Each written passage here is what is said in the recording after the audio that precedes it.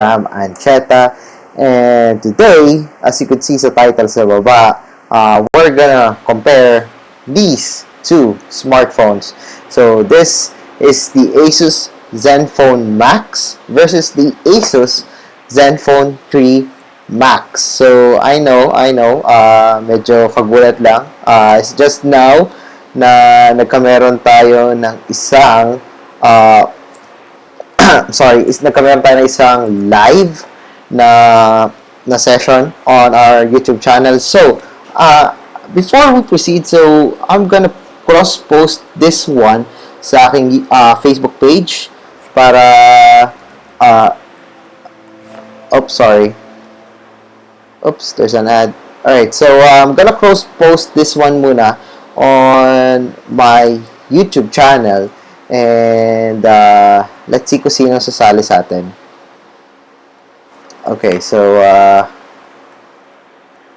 so let's play this video. And I'm currently on YouTube Live.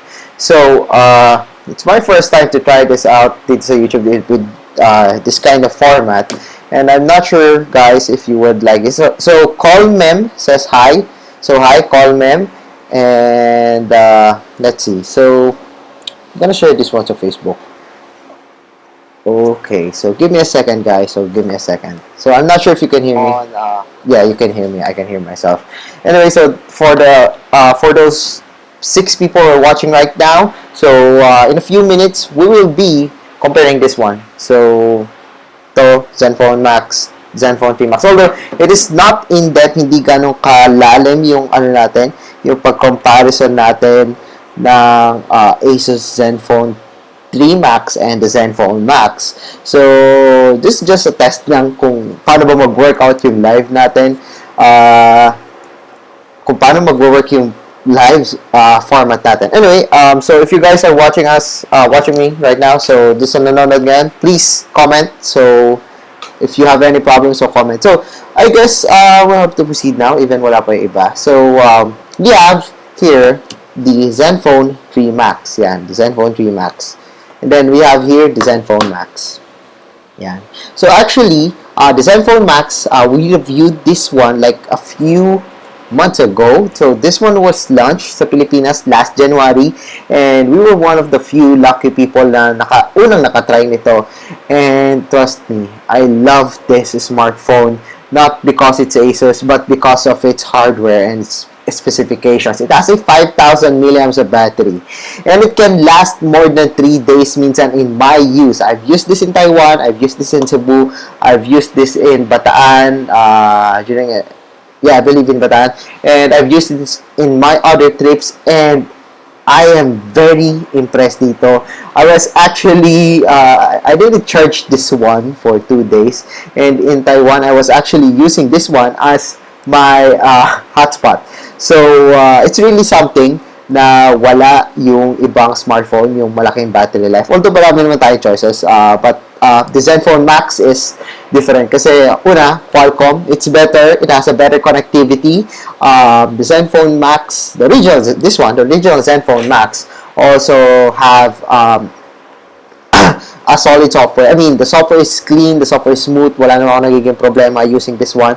This one is running Zen UI, and so far so good. Wala ako nagiging problema. And then, here, we have the ASUS Zenfone 3 Max. Yan. So, ang dami kong notifications, hindi ko pinapakalaman. So, the Zenfone 3 Max isn't, it's kind of different with this one. So, as you can see, the size difference of this one is medyo malaki. So, why is it like that? Kasi ito, the Zenfone Max is now using a 5.2-inch HD display. Yes, it's still HD. It's not full HD. But I guess it's a good thing that they've used HD because if they use full HD on the Zenfone 3 Max, so medyo magkakameron ng problema kasi mas mabilis mabus yung battery life. So, parang mababaliwala yung pagka-max niya. And in my use, the Zenfone 3 Max, by the way, before I proceed on that one, so the Zenfone 3 Max has a 5.2-inch HD display. It is 0.3 inch smaller than the Zenfone Max. This one is a 5.5-inch display. This one is 5.2. Anyway, there's a 3 gigs of RAM compared to the 2 gigs of RAM of the Zenfone Max. So there's a MediaTek processor on this one compared to the Qualcomm Snapdragon 410 processor on this one. So medyo, if nag-aalala kayo sa processor, actually in my use, I've reviewed a lot of phones, more than 100 phones na siguro. But in my use, it is always Qualcomm na kung saan mas maganda yung thermal niya, mas nagtatagal yung battery life niya even on standby, while MediaTek is medyo kabaliktad. But you will get more affordable smartphones and then yung performance niya is still quite good for its price. Anyway, since we're talking about the performance, there's 3 gigs of RAM on this one, and so far, hindi ko na-experience yung parang after a few days kasi nanggamit ko ng Zenfone Max. I mean, heavy use of Zenfone Max. A few weeks after that, medyo nagkakameron akong problema sa lags, sa slowdowns. Although, ngayon is ito na yung gamit ko. So, the Zenfone 3 Max. Anyway, dun sa Zenfone Max na experience ko yun after a few days of use, a few weeks of use. Pero with the Zenfone 3 Max, well, it is smooth, it is fast, and so far wala pa ako nagiging problema. Although when it comes to thermal, hindi ko masasabi pa sa ngayon, but so far hindi naman ako nagkakamera problema even though it's a MediaTek processor. But for now, masasabi ko is I'm quite satisfied with the Zenfone 3 Max when it comes to performance. This one can run NBA 2K17. This one medyo naghihirap. If you try to install on this one, medyo maghihirap yung mga heavy games. Pero this one, it's not the best, but it can still run those games on the Zenfone 3 Max. Anyway, let's talk about the body. Kasi kanina pinag-usapan natin, we have a 5.5-inch display here, but we have a 5.2-inch display. So it's not a preference ko anong gusto nyo size. But for me, 5.5-inch is still better than me. So sa akin naman, 5.2 is still good. It's good. I'm getting used to it naman. And since 5.2 is not that small, I'm actually not parang hindi naman nagiging problema sa size niya. So, hello nga pala kay Aaron Ocampo. Anyway, let's talk about the body. So, may gas. Anyway, the Zenfone 3 Max is a 5.2-inch display. Paulit-ulit na ako. Well, there's no capacitive buttons below, unlike the Zenfone Max. So, we're relying on the on-screen buttons on this one. So, on the Zenfone 3 Max, we're using the on-screen buttons. And it takes some space. So 5.2-inch na siya, tapos mababawasan pa ng konti kasi dahil dun sa kanyang on-screen buttons. Anyway, ang isang pinaka-type ko dito, siguro it's always the minor features na nagpapa-impress sa akin sa isang smartphone is the 2.5D glass. The Zenfone Max has this flat na Gorilla Glass, while this one it's curved. So, I'm not sure if you could notice that one. It's not curved. It's 2.5D.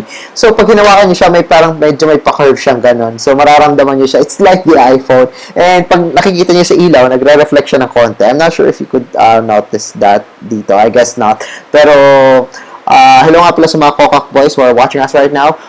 So, medyo type ko yung ganon, and it adds premium feel or solid dun sa body niya. Anyway, let's talk about the body. The Zenfone 3 Max has this metal body, although I guess this one on the below and the top parang plastic yata. Iba yung feel niya dito sa gitna.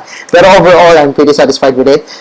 So dito sa Zenfone 3 Max, meron tayong metal body. It's very solid. Sorry. It's very solid and wala akong nagiging problema every time I use this one, the Zenfone 3 Max. It's smooth and it's very, very premium. Gusto ko nga lang tagal yung sticker. Although we don't have the removable back cover on this one, unlike the Zenfone Max. So we have a removable back cover, the Zenfone Max. Although kahit tanggalin niyo yung kanyang cover, we still have that non-removable battery, but meron tayo nung, syempre, SIM card slot. While on the Zenfone Max, nakaano tayo, SIM card slot tray. Pero don't worry, we have 32 gigs of storage. I believe that is more than enough sa users na hindi naman mahilig sa maglaro ng games or whatever. So, another noticeable thing with the Zenfone Max versus Zenfone 3 Max, aside sa the lack of capacitive buttons, is the lack of laser autofocus. As you could see, the ASUS Zenfone Max has the laser autofocus in here. Yan, so they have the laser autofocus in here. While the Zenfone Max, the Zenfone Max has the laser autofocus. The Zenfone 3 Max doesn't have that one.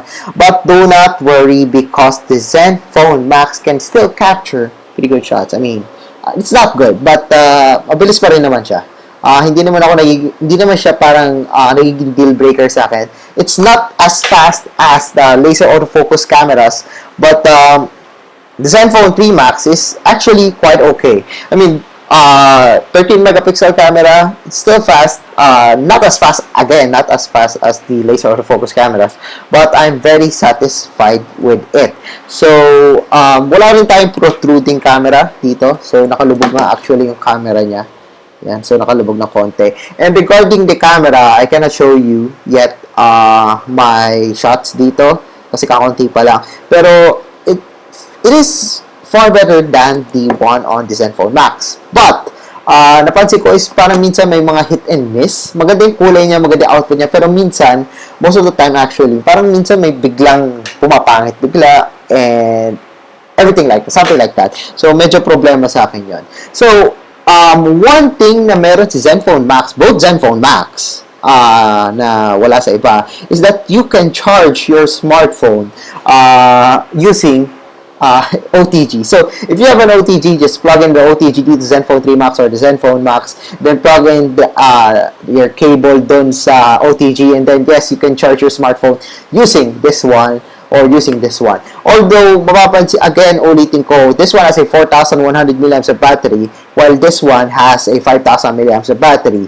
So, medyo mas matagal talaga yung battery life dito compared dito sa Zenfone 3 Max. Although, may dagdag benefits naman ang pagka meron ng actually, may dagdag benefits ang pagkawala nung 900 milliamps of battery na nawawala from the Zenfone Max to the Zenfone 3 Max. So, the Zenfone 3 Max is actually has a 4,100 milliamps of battery pero hindi siya ganun kakapal. Actually, ergonomic in design niya. We have a curved sides and since 5.2 lang siya, it's still comfortable to hold. And Pinoy naman tayo, so hindi naman ganun kalaki yung kamay natin. But the Zenfone Max is kind of chunky, medyo mataba. And the curves isn't as good as the Zenfone 3 Max. And again, we have a premium build dito sa Zenfone 3 Max. So, mas prefer ko talaga yung Zenfone 3 Max. But if you want a longer battery life, get this one, the Zenfone Max. I'm actually still using this one whenever I travel kasi I'm using this one as my hotspot. So, if you like to go to Hong Kong siguro or Taiwan to buy a SIM card, I use this one kasi mas tagal yung battery life. So, even if without my power bank, I can use this one as a hotspot para sa tablet or whatever device that I'm bringing dun sa pinuntahan ko. Sorry. So, let's answer some questions. So, Kuya, may kasamang tripod yan pag binili. Wala pong kasamang tripod ang Zenfone 3 Max and Zenfone Max. Albert Quinto, Kokak. Oliver Fuentes, yep, without laser focus. And okay ba cam niya sa low light? Ito. I actually haven't parang test this one most lately. Yung camera niya. I just got it like a few weeks ago. But, so far, ang masasabi ko is, well, medyo mataas yung standards ko because I'm using the Zenfone 3, the Zenfone 3 Ultra before, and medyo hindi pa ako satisfied masyado dun sa low light performance niya. Maybe it's just me, but I guess I need to take some photos pa to know if maganda ba si Zenfone 3 Max compared kay Zenfone Max or whatever. But so far, may mga shots ako dito Zenfone Max eh. Actually, nasa Taiwan pa. So far, the Zenfone Max is just fine. I mean, Zenfone Max is okay na pang take na photos, pero using the Zenfone Max as my main camera phone, that would be a problem. With regards to the Zenfone 3 Max, ang gusto ko sa kanya is like this one. Ito lang papakita ko sa inyo. I'm not sure if you could see that one. So, I guess anuhan natin taasan natin yung brightness. Yan.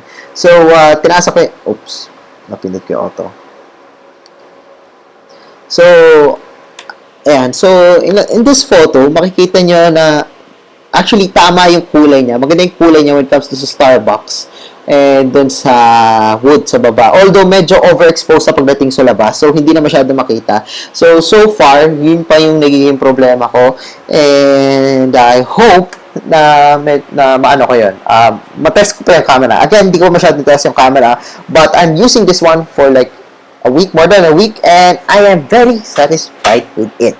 And if you're asking me if ano ba bibiling ko, so, if I'm gonna buy the Zenfone Max or the Zenfone 3 Max, actually, ang hirap din. Nahihirapan ako kasi I love the 5.5-inch na size ng Zenfone Max compared to Zenfone 3 Max na 5.2, and this one has a longer battery life, but I like the premium build quality of the Zenfone 3 Max. And meron tayo fingerprint sensor, and that laser autofocus isn't a big deal breaker for me.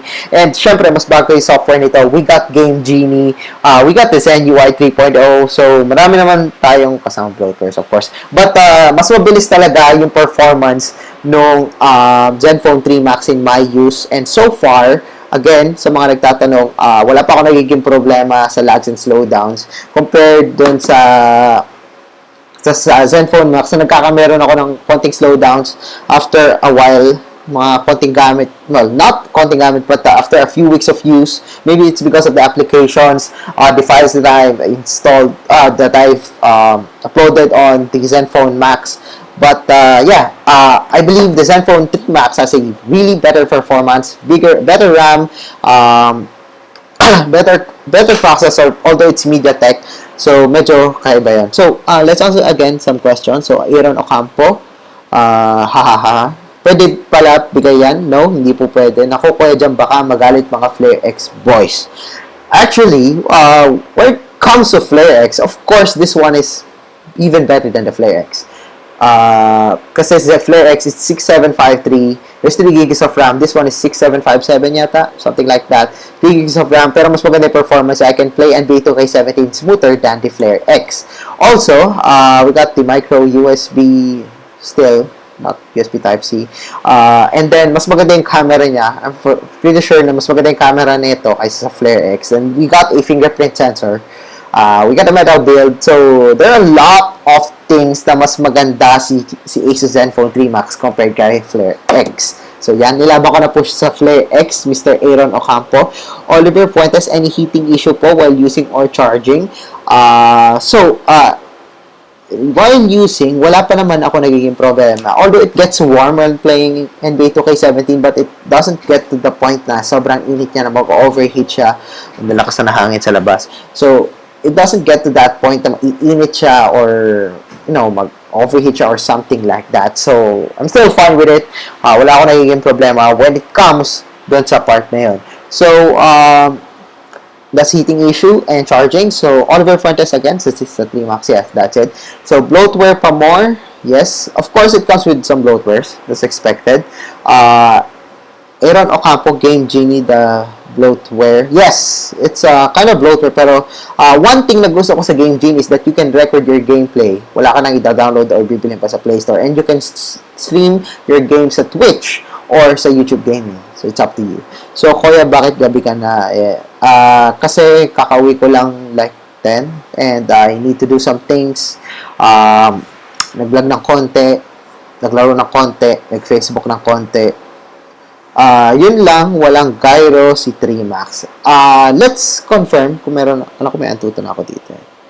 So, confirm natin. Oh! Wala pala ako nung gyro something na app. Pero, let's confirm if may gyro nga ba si 3 Max. I don't know why you guys like gyro, pero this is the deal breaker for me. I mean, the main feature of the Zenfone 3 Max is the battery. So, gyroscope, according sa, it's not supported. The gyroscope is not supported on the Zenfone 3 Max. Too bad for you guys. Anong doing ng camera ko? Ilisin natin. Yan. So, I'm using a MacBook, by the way. So, medyo malabo. Sorry, guys. Yeah. So, if you have any questions, so leave it out sa comments. I cannot promise you that I can answer all of this. So, sali ka naman sa BTS minsan. Yes, sumasali naman ako pag free ako. So, let's get to the verdict. So, the ASUS Zenfone Max versus the Zenfone 3 Max. Ano ba mas maganda? Actually, it depends pa rin sa preference nyo. Pero, overall, para sa akin, personally, I would prefer the Zenfone 3 Max. So, ito akin na to. Ito, hindi ko alam po akin na to, pero I believe hindi sa akin to. Anyway, the Zenfone 3 Max kasi has a fingerprint sensor. That's one big, sa akin, the fingerprint sensor. Although, some of you might disagree. It's debatable. Hindi naman talaga lahat kailangan ng fingerprint sensor, pero sa akin, mas prefer ko lang yung fingerprint sensor kasi tinatamad ako lagi mag-unlock. And then we have a premium build. Probably the best feature na meron ang ASUS Zenfone 3 series is yung premium build quality. I like the premium build quality compared to the plastic one kasi ako prefer ko talaga smartphones may maganda build quality. The Zenfone 3 Max is yung ergonomics niya is maganda and mas better in performance over the Zenfone Max. Although, I cannot promise with you guys na mas maganda yung battery life nito kasi the Zenfone Max, the advantage of the Zenfone Max, this one has a 5,000 mAh battery. Sorry, it's just a bigger display. Kasi prefer ko talaga 5.5 eh. Mas gusto ko mas malaki yung display compared to the 5.2. So, yeah, I guess nasa sa inyo yun guys kung ano ba prefer nyo. I mentioned some of the advantages and disadvantages na meron sa both smartphones. I love both smartphones, but I would choose, personally, I would choose the Zenfone 3 Max because mas fit do sa lifestyle ko, mas fit do sa mga gusto ko yung meron sa Zenfone 3 Max. Again, let's answer final questions from Aaron Ocampo and Jason Paginag. So, Aaron Ocampo, Kokak na Koya. Maganda si Zenfone 3 Max. Yes, actually maganda si Zenfone 3 Max. I'm actually thinking if I would be recommending this one, I would put a badge on this one. Pero I'm pretty sure baka meron. Kasi in my use, I love the Zenfone 3 Max. So, Aaron Ocampo again, metal body is heart. Yes, it is love. So, actually, main phone ko ngayon is Zenfone 3. Nexus 6P ko ngayon nakatambak kasi yung 6P ko is medyo maubos yung battery compared sa Zenfone 3. Kasi ako, siguro sa akin lang, gusto ko talaga na mahaba yung battery life ng isang smartphone. That's why the Zenfone 3 Max fits my lifestyle or whatever. Jason Paginag, nasa Pilipinas po ba kayo? Yes! Nasa Pilipinas po ako. Mukha ba ako nasa ibang bansa? May lighting lang ako, kaya medyo maliwanag at paputi ako ngayon. Aaron Ocampo, nagliliyab yung unang Zenfone Max. Really? Hindi nangyari sa akin yan. I have the Zenfone Max. I love this smartphone, pero hindi nagliyab sa akin yan. One time nakita... Oh, okay, one time. Siguro, paano ba? Marami kasing factors kung bakit nagliliyab yung smartphone, like the Note 7. Probably it's the battery. We have a big battery in here, and check out my, actually, pwedeng i-check yung YouTube video ko regarding how the batteries are made or how the chargers are made while I was in Shenzhen, China. So, actually, it's from Cherry Mobile. So, yung pag-build ng Cherry Mobile smartphones that time. Pero, yung anong yun is almost similar yung battery sila kung paano ginagawa. And ano ba yung effect pag tinusok mo yung battery. Yes, I'm serious with that. Tinusok talaga as in impale yung battery nasa oven or whatever. Kasi pag dikit yung anode and cathode na isang battery, doon na uusok yun, doon na masisira yung smartphone nyo, doon na magsisimula yung sunog or whatever. Napakabaho ng battery, it's toxic, and I wouldn't recommend you guys to do that one pag nasa bahay kayo doon sa mga sirang battery nyo. Baka kasi medyo may toxic or asthma or whatever kayo, so baka ako pasisihin nyo. So, Aaron uli, one time nakita ko sa Zenfone Max Group. Ronnie J. Tino, drawback lang yung screen size, battery, at laser autofocus. Okay, so, yes, actually, isa siya sa mga drawbacks. So, those sacrifices are made siguro to make the smartphone cheaper. Kasi it's premium body and nagtaas na talaga yung mga price ng Zenfone 3 series. So, siguro, pero same price pa rin. Siguro ginawa na yung sacrifice na yun para magkameron tayo ng mas murang Zenfone Max. The Zenfone Max is actually very popular. Sorry. Okay, so, ano pa ba yan? Sabihin ko doon? Yeah, regarding screen size, the battery, laser autofocus, yun nga. But, meron tayong Zenfone 3 Max na lobas sa ASUS website. I actually blogged about that one a few weeks ago na may 5.5-inch na Zenfone 3 Max na lobas sa website nila. It's actually, it actually looks like the Zenfone 3 laser kasi meron siya capacitive buttons and meron siya laser autofocus. And, although, 4100 mAh sa battery pa rin siya. So, medyo biti pa rin kayo siguro sa battery life. And baka mas mabilis mabusin yung battery life kasi 5.5-inch yung display niya. Although, meron tayong Snapdragon 430 processor on that one. So, ibang usapan na yan. Mas mabilis yung processor niya. So, it's like the Zenfone 3 Laser with the battery of the Zenfone 3 Max. Alright, so ilang hours po charging time ni 3 Max? I actually haven't counted that yet, pero less than 3 hours naman siya. Hindi ko alam yung exact, pero less than 3 hours siya. I'm actually using kasi a Tron Smart Charger. It comes with a feature na nag-a-adjust doon, depende sa smartphone nyo, kung ano ba yung best current, best voltage or whatever, para doon sa smartphone nyo, para mag-charge siya doon sa pinakamabilis niya na possible na i-charge si Zenfone 3 Max.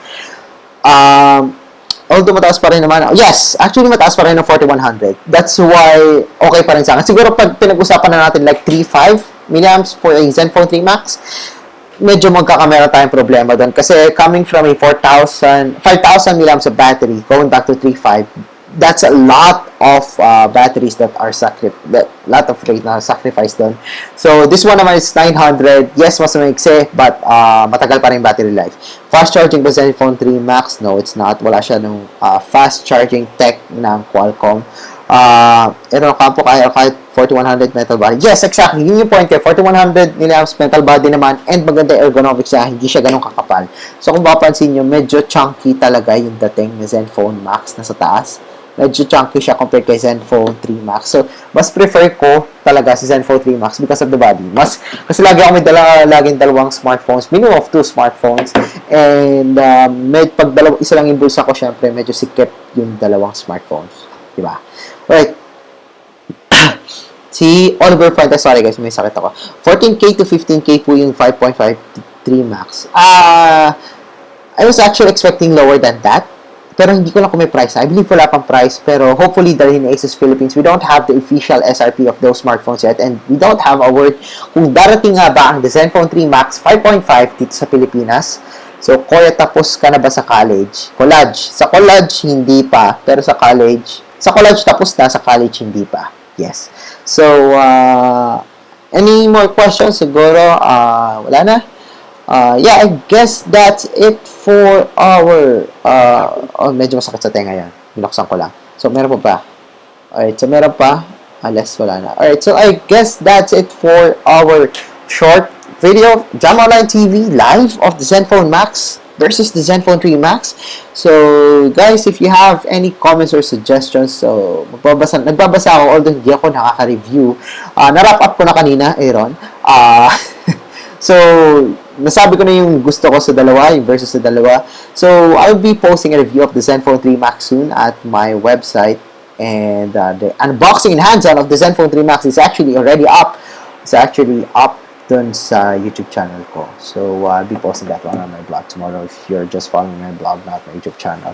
Anyway, this is jamonline.ph, and if you like this video, don't forget to give us a thumbs up. And if you haven't subscribed to my channel yet, well, now's the time to subscribe. So once again, I'm Jam of jamonline.ph, and thanks for watching our live comparison of the Zenfone 3 Max and the ASUS Zenfone. Pahabo si Adriano John, wait daw. Don't worry, meron pa tayo susunod. Probably. Maganda na may reception so far. Oliver Fuentes, updated na po ba si Zenfone 3 Max niya? Yes. So, baka may update pa, kaya ayoko pa din i-post. So, doon sa later date ng pag-review ko. So, guys, see you guys again on my next video. So, I'll stop streaming now. And see ya. Don't forget to like this one and subscribe to my channel, by the way.